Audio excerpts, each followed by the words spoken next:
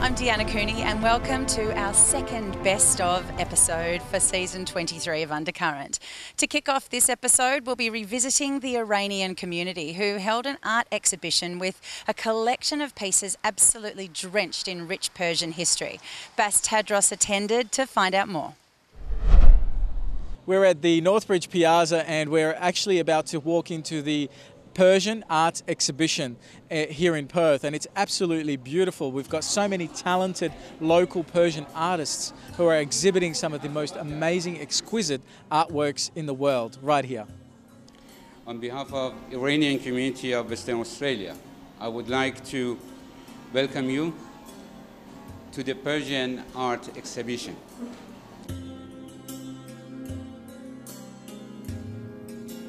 I'm with this beautiful artist here in the Persian Arts Festival in Perth. Nagin, how are you today? Good, thanks. How are you going? Very well. What inspired you to do this beautiful work here behind me?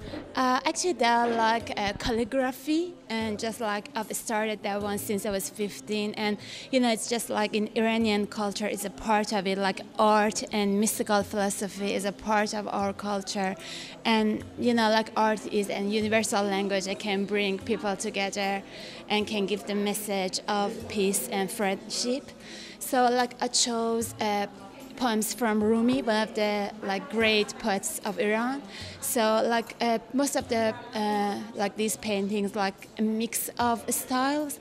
Like this one is laser cutting on plywood, and that one is watercolor and like calligraphy on canvas.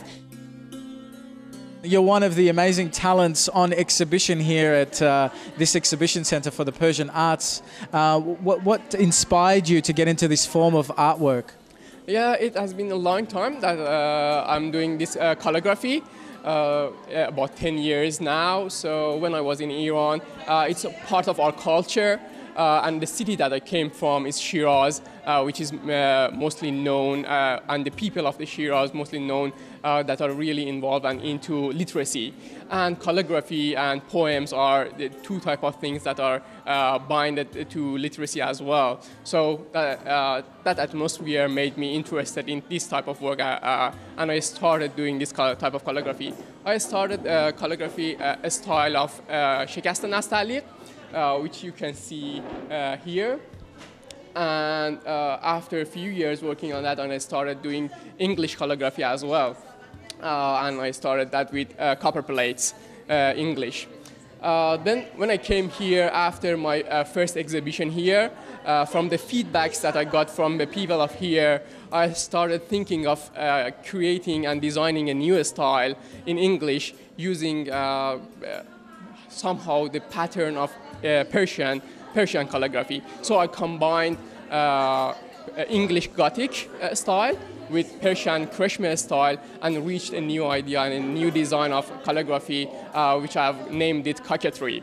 And you can see three type of works here that has been done with coquetry style. Good morning, and you're welcome to our exhibition. Thank you so much, Mahdi. Much appreciated. And so, what are your what inspired you to put this beautiful artwork together? Good question. Actually, my passion is about flying. So when I got here in Australia, I decided to establish my own business in about aerial photographies, and this is my first gallery and exhibition I've done actually here in Australia, and there are my artworks here. Excellent. What's brought you to the Persian art exhibition? My wife and family suggested it to me this morning of all times, because it's the Persian-Iranian New Year celebrations coming soon, and we went to the celebrations last night, and we thought we'd come here to the artist show, and I am very impressed with the work here. Marta, these are your two pieces of art here? Yes, its name is Mu'arraq in Iran, but in English we say marquetry, wooden marquetry, or wooden mosaic. So wooden mosaic, talk us through that for someone like me who doesn't know much about it. Do you use any paint or any color, or do you use just the wood? No artificial material or color or painting is used. All the pattern is made of wood, different wood, very small pieces of wood from different trees wood, so we can have a different color. For example, walnut trees wood give us a wide range of brown, or when we need, for example, yellowish white, we can use orange trees wood. Thank you very much. Thanks for coming.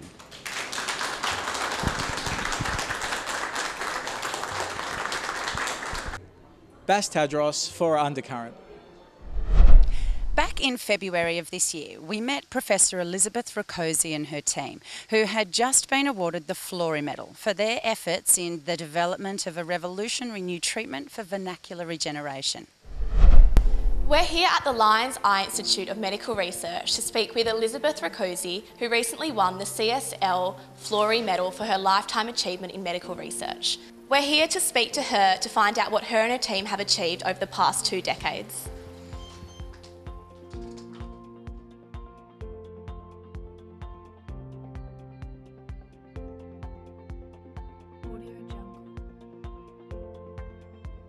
Now, Elizabeth Rakosi, you have dedicated much of your lifetime to medical research. However, within such field, there is a lot of uncertainty about whether you will even encounter a breakthrough throughout your lifetime.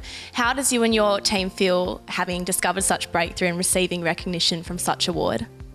It's a fantastic recognition. This is the first time in Australia that the gene therapy, this new technology, has been recognized by a significant award. And of course, me and my team are delighted with this recognition. Now, I do understand that you did experience the effects of diseases throughout your early childhood, in particular polio during the 50s. To what extent do you think such experience influenced your career and led you to where you are today? Well, I was briefly affected with polio, but I recovered.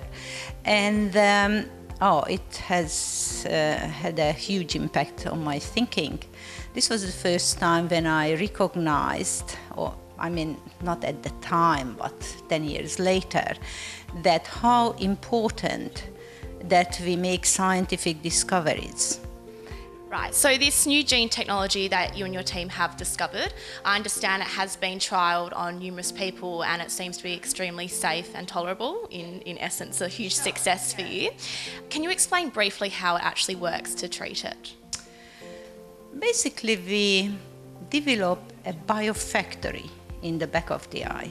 I like to describe it that, you deliver Roche or Merck or whatever into the back of the eye, you convert the cells in the eye into a biofactory which start producing the medication.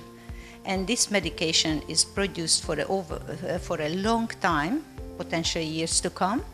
So with a single injection into the eye, we can develop a relief for the people who suffer from wet AMD. And so the current treatment for macular degeneration, I understand, is quite a costly and continuous treatment cycle. So what are the advantages and benefits, and how does it differentiate this new gene therapy from what is previously and currently used? With the current treatment, you have to give monthly injections into the eye, or potentially every 2 months. And this is very expensive, around $2,300 per injection. Many people will receive 8 to 10 injections per year, and it might go for years. Now, with the treatment what we developed, there is only a single injection into the eye, and as I explained before, then the biofactory is producing the medication inside you within the eye. Elizabeth, you've had a very extensive and successful career. What does the future hold for you and your team? Good question. So regarding this technology, this has been licensed to a pharmaceutical company in the United States, which raised funding on the NASDAQ in 2014. And As far as our work is concerned, not everyone responds to the treatment. Well, the percentage is the same as for the current treatment. So I am not an ophthalmologist, so I don't deliver treatment. I would think that it's around 30% of the patients who do not respond. So really would like to understand that what's going on. So the gene therapy and the current treatment are the same in terms of patient response. And I really would like to know that why some people do not respond. So that would be our next research project.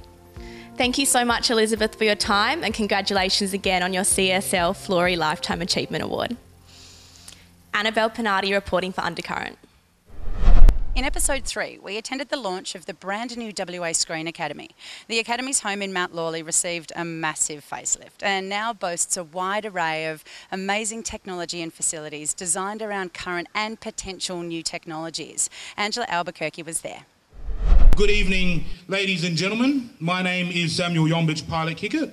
I am a Whadjuk man, a Whadjuk Noongar man with Miriam family from the Torres Strait and Balladong family as well. This is my great-great-grandmother's homeland. This is my great-great-grandfather's homeland. Therefore, that makes this my homeland. My family have been here for a long, long time, since the dream time. And it is my pleasure to welcome you all here tonight on Whadjuk Noongar land. It's my pleasure to do a smoking ceremony for you guys as well tonight. So it's all about renewal and all about sort of taking away the bad stuff and bringing in good stuff and making sure those good energies are around, you know. And especially when we're talking about a new building and a new place, we want to make sure that it gets the blessings of the people here, yeah, as well as, I guess, the ones up there. So, yeah. In the 80s was all of the best and most upcoming filmmakers were going over east, and these were our most talented people, and they were going and not coming back. And I just decided we've got to change that. We have to have a program that we can offer in WA that gives those people the chance for advanced study here. Well, we take in 6 by 6, so we take in 6 cinematographers, sound, editing, producing, writing and directing. So it's very evenly, they're all head of department of one of those areas. So yes, a lot of students want to direct, but I'm telling them the work is in sound, is in editing, is in cinematography. And so we are attracting those students and we give them a really wide, multi-skilled training here. We've joined the select group of film schools in the world. Suddenly the Screen Academy has really taken off internationally. It's very important for ECU because we have a really close relationship with West Australian Academy of Performing Arts. So we're in a very privileged position because the Screen Academy, we get to work with some of the best actors in the state. And likewise for the acting students, they get to work for camera. So it's a really lovely two-way relationship. Each year, the Screen Academy have come together with their students and the Aboriginal performance students to make a short film every year. Because the Aboriginal performance program is training in acting, we can get all the expertise of the students and postgrad students and staff from the Screen Academy, crewing, sometimes writing, sometimes directing, cinematography, producing our short film where we can concentrate on the acting skills of our Indigenous actors. Film and television is an important medium, not only in terms of telling stories, but entertaining and engaging. We need the next generation to be telling those stories and have the platforms to be able to tell it on. Nine are pleased to be partnering with the Screen Academy. Is absolutely brilliant to be able to bring the next generation through. Well, in my role, I'm Director General of Local Government Sports and Cultural Industries, so that includes arts and screen. So I fund the making of screen in Western Australia, and it's very important that this institution produces skills right across the board, from producing to directing to writing, to cinematography and so on, so that we can make screen content in all its forms for world markets. The Screen Academy is going. We're now in Select, so one of the top screen academies in the world. I think it's a fantastic facility. How proud ECU is as a university, to have within it such a fantastic screen academy with all of the quality that we've got. Well, I think I have the best job in the world. I mean, I am so lucky to be here, to be training, teaching, inspiring, motivating the next generation of screen practitioners. I've been making films all my life, and now I'm getting to pass on what I know and bring together other industry people to pass on what they know. It's important for Perth and Western Australia, but it's important for Australia, and it's maybe with a bit of luck it'll be somebody will make it important for the world. It's a universal business. It's great. Western Australia has got as much right and opportunity to be the basis for film industry as anywhere else.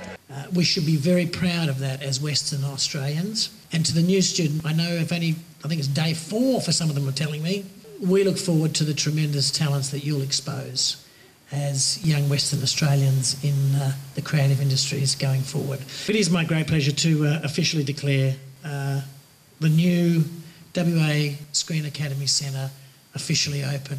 And thanks for having me here. Don't go anywhere. We'll be back right after the break with more of the best stories from season 23 of Undercurrent.